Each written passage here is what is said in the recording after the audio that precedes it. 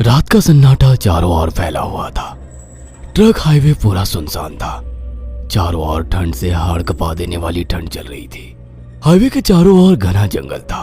उसी हाईवे पर एक मर्सिडीज दौड़ रही थी। उसमें 3 लोग सवार थे, राहुल, निधि और उनकी 10 साल की बेटी तानिया।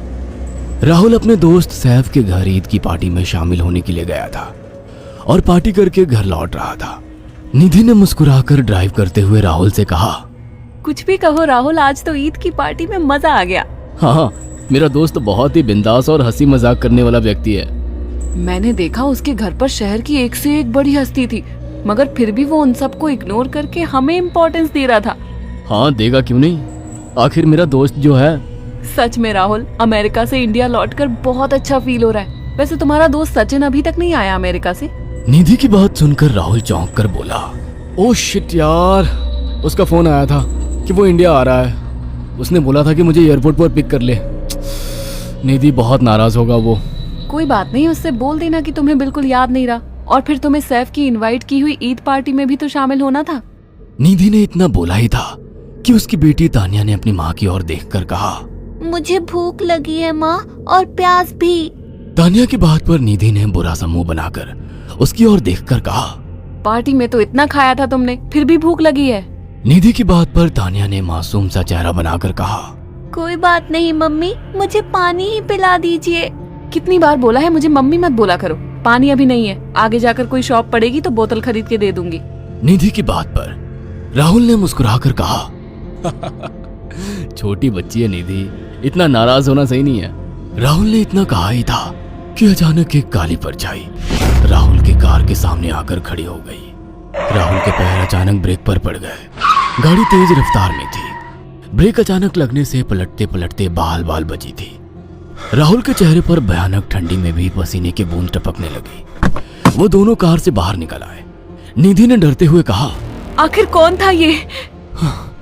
ऐसा लगा जैसे कि कोई भयानक काली परछाई मेरे कार के सामने आकर खड़ी हो गई हो। वह दोनों काली रात के सन्नाटे में इधर उधर देखने लगे। तभी निधि को एक घने पेड़ के पास 2 चमकीली हुई आंखें दिखाई दी। उसकी आंखें बिल्कुल भेड़ियों की तरह लग रही थी। निधि ने चीखते हुए राहुल से कहा, राहुल देखो कौन है वो, जल्दी से गाड़ी में बैठो, मुझे बहुत डर लग रहा है। राहुल ने उस तरफ देखा तो उसके रोंगटे खड़े हो गए। वो दोनों गाड़ी के अंदर बैठने ही वाले थे कि अचानक एक अजीब सा चेहरा वाला भयानक सा आदमी बिजली की रफ्तार से उनके सामने आकर खड़ा हो गया। राहुल ने देखा कि उसका चेहरा बिल्कुल सड़ा हुआ था और उसकी आंखें भेड़िए की तरह चमक रही थी। उसके लंबे लंबे बाल उसके कंधे तक आ रहे थे और उसके दांत भेड़िए की तरह बाहर की ओर निकल रहे थे। हाथों की जगह नुकीले पंजे थे। राहुल को देखकर अजीब से अंदाज में हंसने लगा, मगर जैसे ही राहुल की नजर उसके कपड़ों पर गई, राहुल की आंखें फटी की फटी रह गई। वो हकलाते हुए बोला, भाईजान, भाईजान, मुझे माफ कर दो, मुझे छोड़ दो। राहुल ने इतना कहा ही था कि अचानक उस अजीब से दिखने वाले भयानक आदमी ने अपने पंजों से राहुल की गर्दन कसकर पकड़ ली और एक ही सेकंड में उखाड़ कर जमीन पर फेंक दी। राहुल के धड़ से लाल रंग का खून का फुहारा फूट पड़ा। इस भयानक मंजर को देखकर निधि के गले से एक जोरदार चीख निकल गई। निधि इससे पहले भागती कि अचानक उस भयानक दिखने वाले आदमी ने निधि को पकड़ लिया और अपने नुकीले पंजे उसके पेट में गड़ा दिए और उसकी अतड़ियां बाहर निकाल दी। निधि की एक दिल दहला देने वाली चीख सन्नाटे को चीर गई। अचानक हवा का एक बवंडर उठा और वो भयानक सा दिखने वाला व्यक्ति देखते ही देखते बवंडर के साथ गायब हो गया। तानिया ने डरते डरते निधि के मोबाइल से पुलिस और सैफ को बुला लिया और कुछ ही देर में वहां चारों ओर पुलिस की गाड़ियां थी। पुलिस ने राहुल के दोनों दोस्त सैफ और सचिन को वहीं बुला लिया।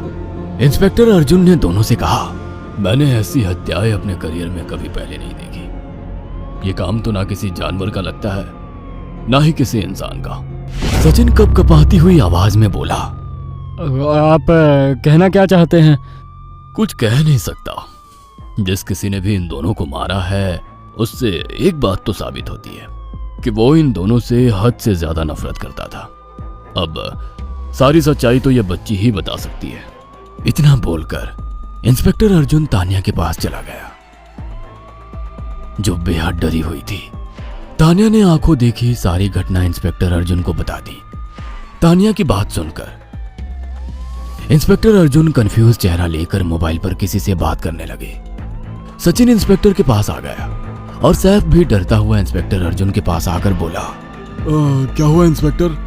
तानिया ने क्या बताया? उसने जो बताया वो काबिले यकीन नहीं है। उसकी बात पर किसी भी तरह से यकीन नहीं किया जा सकता।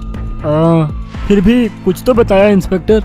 हाँ, उस बच्ची के मुताबिक एक भूत ने निधि और राहुल को बड़ी बेदर्दी से मारा है। इंस्पेक्टर की बात सुनकर दोनों बुरी तरह से चौंक गए। क्या मतलब है इस बात का? बच्ची बेहद डरी हुई है। हम आगे की तफ्तीश जारी रखेंगे। निधि और राहुल तो चले गए, अब तानिया को मैं रख लूंगा। नहीं, राहुल मेरा अच्छा दोस्त था। तानिया अब मेरे साथ रहेगी।